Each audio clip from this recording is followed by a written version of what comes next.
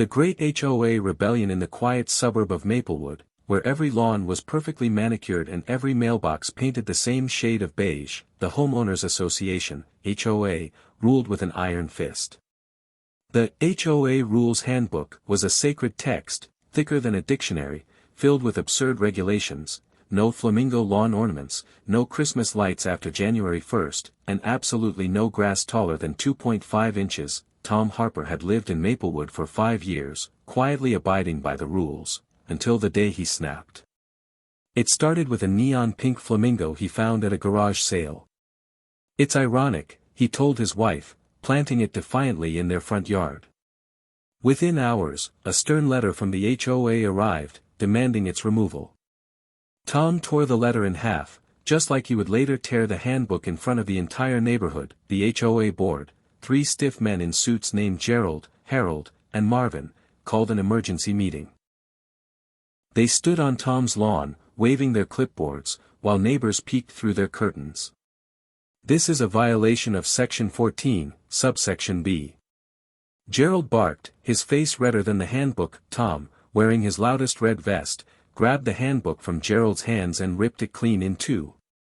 The crowd gasped. "I'm done with your rules," he shouted, his voice echoing down the street. "Who's with me?" At first, the neighbors hesitated. But then Mrs. Carter, a sweet 80-year-old who'd been fined for her 2 colorful flower beds, stepped forward.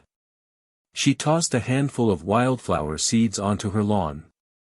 "To hell with the HOA," she yelled, shocking everyone with her newfound rebellion. Chaos erupted. Mr. Jenkins, a usually timid accountant, brought out a neon green flamingo to match Tom's. The Wilson kids set up a lemonade stand, banned under Section 9, and started handing out free cups. Even the HOA board members started to crack.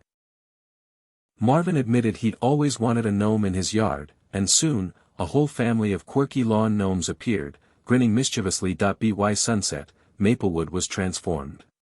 Lawns were dotted with flamingos, gnomes, and mismatched decorations. Someone even put up a sign that read, "HOA can mow my grass." The neighborhood glowed with color and life, the air filled with laughter instead of lectures. The HOA board eventually dissolved, unable to control the rebellion. Tom became the unofficial leader of Maplewood, not because he enforced rules, but because he reminded everyone what freedom felt like. And every year, on the anniversary of the Great HOA Rebellion, the neighbors threw a lawn party, complete with the loudest, tackiest decorations they could find. Let me know if you'd like to adjust the tone or length.